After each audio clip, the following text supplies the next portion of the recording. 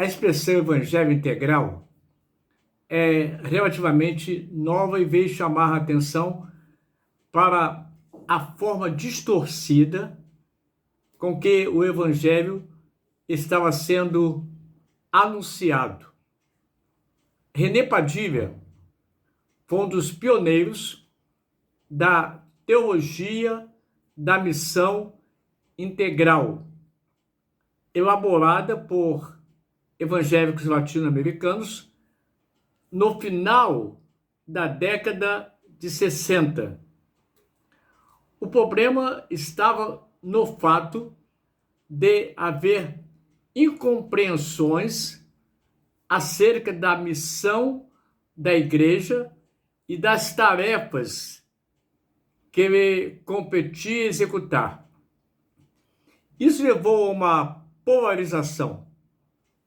Os que eram ardorosos defensores da evangelização, como sendo a principal, em muitos casos, a única missão da igreja, e aqueles que não conseguiam divisar a missão da igreja além da dimensão social.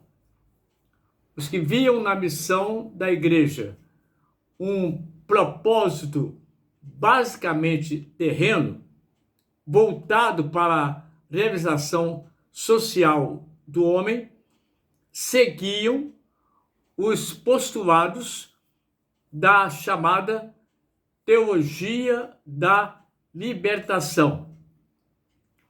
Essa teologia apresentou uma igreja e um Cristo que fez opção preferencial pelos pobres.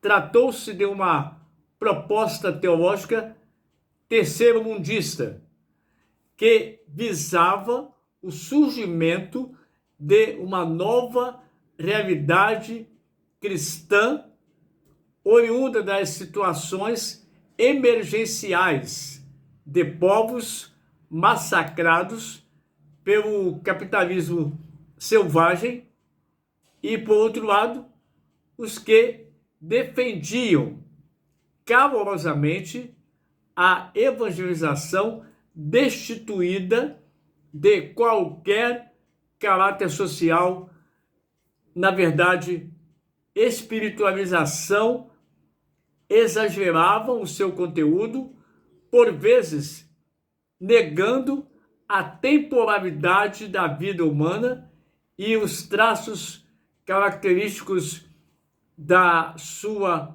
humanidade.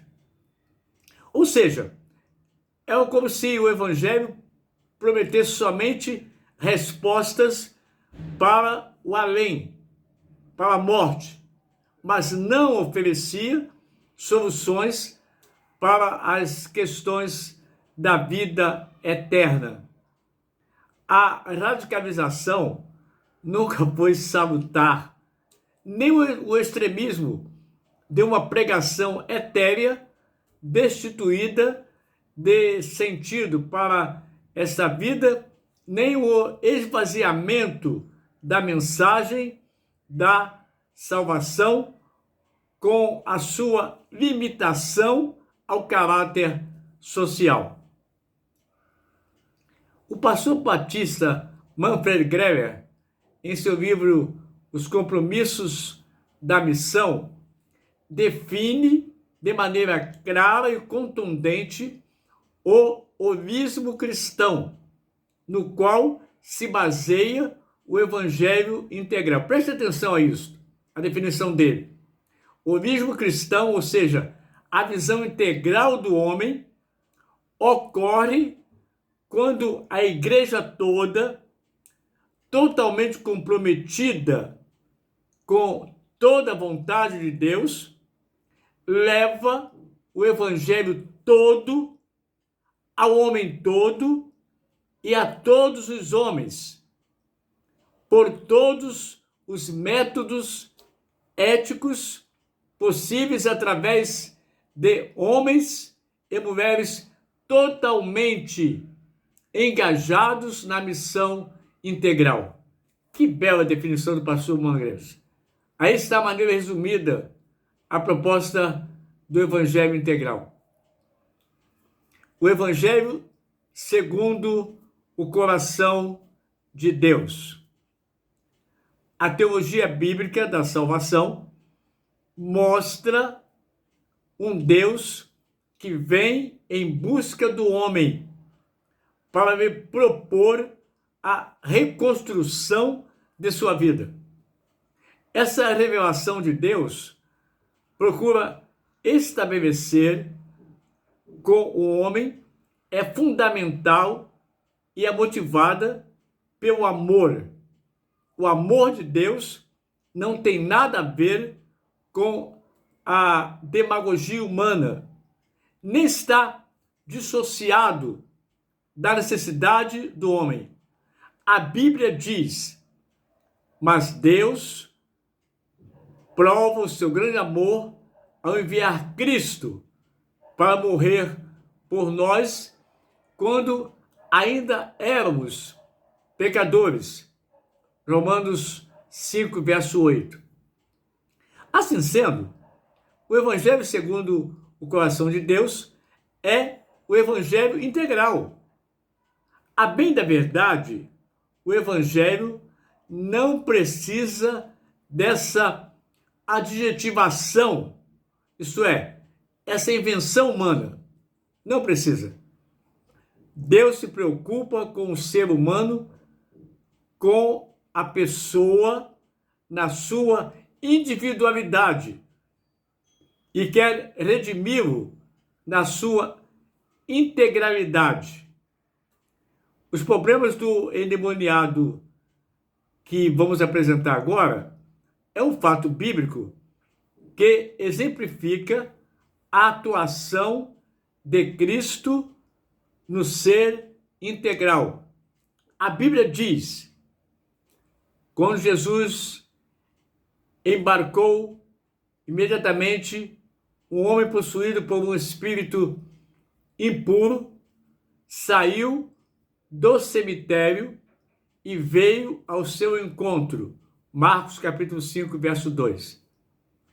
Após ter acalmado a tempestade no lago da Galileia, Jesus encaminha-se com seus discípulos para o lado oriental, ou seja, ele vai em direção a Pérea. Quando saíram do barco, um homem lhes vem ao encontro. E quem era esse homem? Que peculiaridades se evidenciam nele? O texto acima diz claramente que ele tinha problemas espirituais. Tinha um espírito imundo. Esse homem morava entre as cavernas, usadas como túmulos, e ninguém conseguia detê-lo, nem mesmo com correntes. Marcos capítulo 5, verso 3. Mais uma vez, o texto nos apresenta evidências daquele endemoniado Gerazeno. Ele também era um homem com problemas emocionais. Ele tinha problemas emocionais. Algumas características testemunham isso. Vejam bem, ele era indomável, nem grilhões o prendiam, não conseguia fazer distinção entre dia e noite. Ele tinha alguma coisa de anormal. Outras duas atitudes que enfatizam seu controle são a gritaria e o gesto de ferir-se com pedras. Ele fazia isso. A autoflagelação, segundo a ciência, tem como causa os conflitos com amigos, traumas amorosos, sensação de solidão e vazio. As soluções dadas por Jesus a esse homem é estupenda.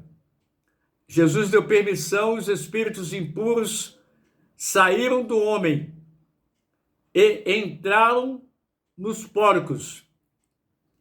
E toda a manada, cerca de 12.000 porcos, meus queridos, não é pouca coisa não, se atirou pela encosta íngreme do monte para dentro do mar e se afogou. Ao possibilitar a retirada daqueles espíritos imundos que atormentavam aquele homem, Jesus não só estava resolvendo o seu problema espiritual, mas também as demais consequências de uma vida longe do domínio de Deus. Uma vida longe do domínio de Deus acarreta problemas seríssimos. Vamos verificar isso mais claramente nos versículos seguintes. Porém, já sentimos a solução maior dada por Jesus. Qual foi?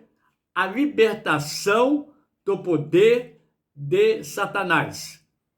Chegaram até onde Jesus estava e viram o homem que tinha sido possuído pela legião de demônios.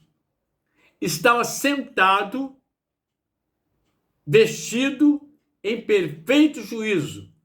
Marcos 5, verso 15a. A postura assumida pelo Geraseno, após sua libertação, é que está contida nas três realidades da expressão sentado, vestido e em perfeito juízo. Isso nos dá conta de outras soluções apresentadas por Jesus para aquele homem.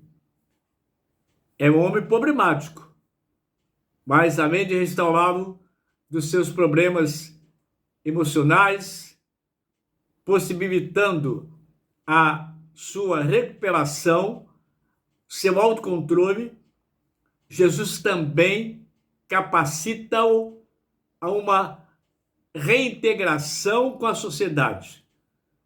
De outra forma, ele não estaria sentado aos pés de Jesus. Também o fato do homem estar vestido é prova que ele foi prestada alguma assistência material. Lembremos que ele andava sem roupas, ele andava nu. Na verdade, todas as barreiras que impossibilitavam aquele endemoniado de ter uma existência plena como pessoa foram derrubadas pela atuação clara e inequívoca de Jesus em sua vida. Não conheço outro exemplo mais patente de evangelho integral. Não há. O evangelho integral, ele liberta o homem. Ele faz do homem uma nova criatura em todas as áreas da sua vida. Não apenas na vida espiritual, mas em todas as áreas da sua vida. Vamos orar nesse instante. Nosso Deus, nosso Pai, que o teu evangelho continue sendo o evangelho integral, que liberta, cura, transforma, faz do homem dominado pelo pecado, escravo de Satanás, um novo homem em todas as esferas da sua vida.